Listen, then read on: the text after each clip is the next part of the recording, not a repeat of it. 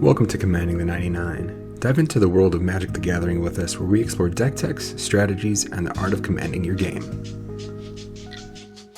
Today's deck tech is led by none other than Miss Bumbleflower. This charming yet tactical commander is all about spreading joy, resources, and chaos at every player at the table.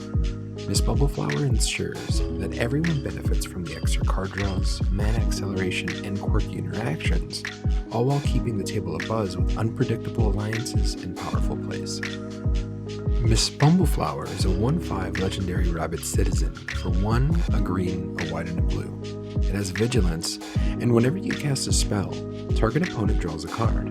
Put a +1/+1 counter on target creature, it gains flying until end of turn. If this is the second time this ability has resolved this turn, you draw 2 cards. In this deck, you won't just be playing for yourself.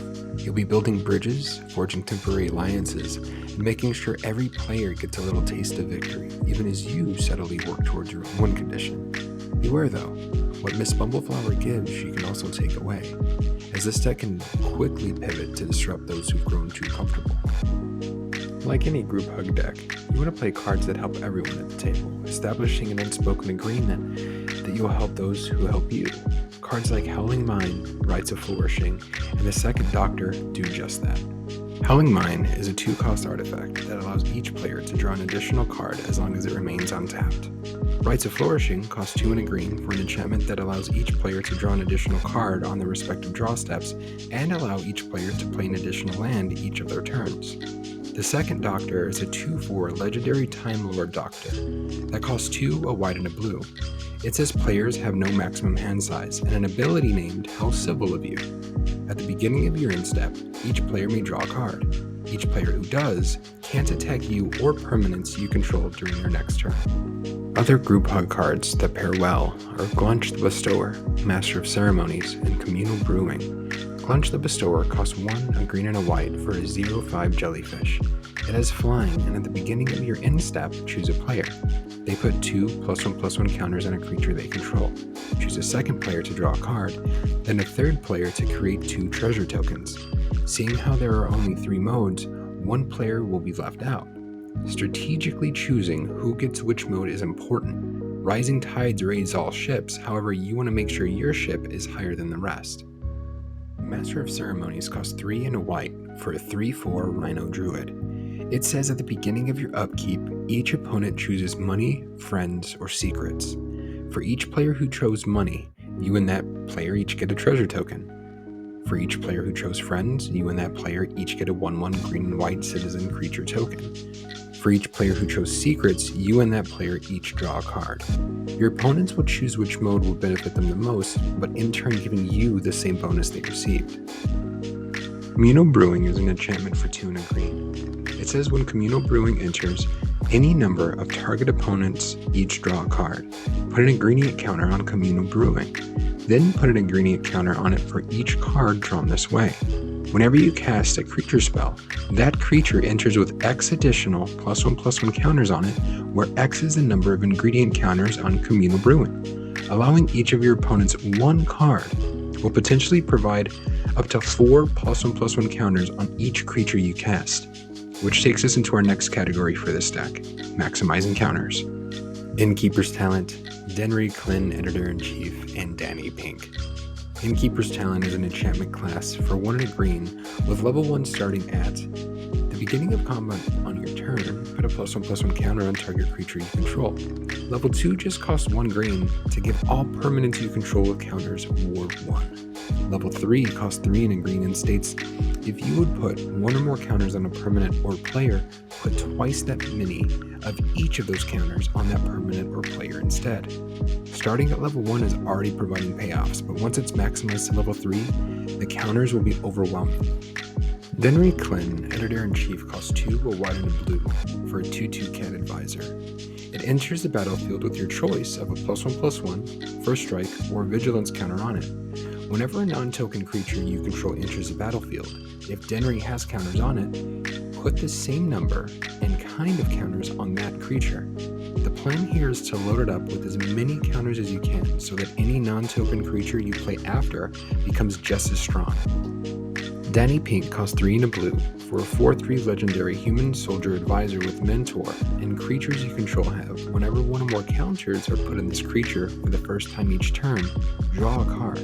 With as many counter generators that you'll have, attacking to trigger the mentor ability isn't going to be needed. Another 3 cards that revolve around counters are Evolution Witness, Nil's Discipline Enforcer, and Broker's Ascendancy.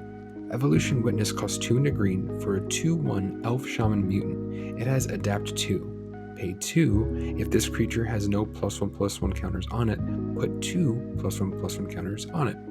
Whenever one or more +1/+1 counters are put on Evolution Witness, return target permanent card from your graveyard to your hand. Returning more than one permanent each turn is something easily done with the counter synergy included. Nil's Discipline Enforcer costs 2 and a white for a 2/2 legendary human cleric, with at the beginning of your end step, for each player, put a +1/+1 counter on up to one target creature that player controls. Each creature with one or more counters on it can attack you or planeswalkers you control unless its controller pays X, where X is a number of counters on that creature. Cards like this is where the deck starts to take a turn on revealing your true intentions. You power your opponent's creatures, but prevent them from attacking you. Broker's Ascendancy costs a green, a white, and a blue for an enchantment that says at the beginning of your end step, put a +1/+1 counter on each creature you control, and a loyalty counter on each planeswalker you control. Being able to place a counter on each creature you control in addition to having cards like Danny Pink on the battlefield equals also draw cards equal to the number of creatures you control. There are a few more fun interactions that you can find in this deck. Kroos, Defense Contractor, and Duelist Heritage for 1. Kroos costs 1, a green, a white, and a blue for a 2/4 legendary cat advisor with, at the beginning of your upkeep, put a shield counter on target creature an opponent controls. Whenever you put one or more counters on a creature you don't control, tap that creature and goad it. It gains trample until your next turn. And that means until your next turn, that creature attacks each combat if able and attacks a player other than you if able. Duelist Heritage is an enchantment for 2 and a white that says whenever one or more creatures attack, you may have target attacking creature gain double strike until end of turn. Allow Kroos to place a counter on an opponent's creature, and when they attack another opponent, give it double strike for maximum damage. Once you're at this point in the game and your true intentions are revealed, it'll be tough to keep up the facade and prevent a once peaceful game from turning into 3 versus 1, and that's where your win condition comes into play. 20-Toed Toad and Simic Ascendancy have a Counters Matters win con. 20-Toed Toad costs 3 and a blue for a 3/3 Frog Wizard with your maximum hand size is 20. Whenever you attack with 2 or more creatures, put a +1/+1 counter on 20-Toed Toad and draw a card. Whenever 20-Toed Toad attacks, you win the game if there are 20 or more counters on it, or if you have 20 or more cards in hand. Either one of its win conditions are easily obtainable with the aforementioned draw and counter cards. It is, however, easily open to removal. Simic Ascendancy is an enchantment for a green and a blue that says pay 1 green and a blue to put a +1/+1 counter on target creature you control. Whenever one or more +1/+1 counters are put on a creature you control, put that many growth counters on Simic Ascendancy. At the beginning of your upkeep, if Simic Ascendancy has 20 or more growth counters on it, you win the game. Ideally, you want to get it out sooner rather than later, but even if it comes out after your board is established, getting 20 counters on it is easily in the cards. And maybe I win cards are not your thing, and you want to win the old-fashioned way. 2 other win conditions are Herald of Secret Streams and Champion of Lamphold. Herald of Secret Streams costs 3 and a blue for a 2/3 Merfolk Warrior that says creatures you control with +1/+1 counters on them can't be blocked. Champion of Lamphold costs 1 and 2 green for a 1/1 Human Warrior that says creatures with power less than Champion of Lamphold's power can't block creatures you control. Whenever another creature you control enters, put a +1/+1 counter on Champion of Lamphold. Both of these cards will soon be known to your opponents to destroy on site. Chances are they won't make it one rotation around the table, so make sure you have a way to attack once they're played to win. And And there you have it, group hug with Miss Bumbleflower. Thanks for watching, and until next time, this is Commanding the 99.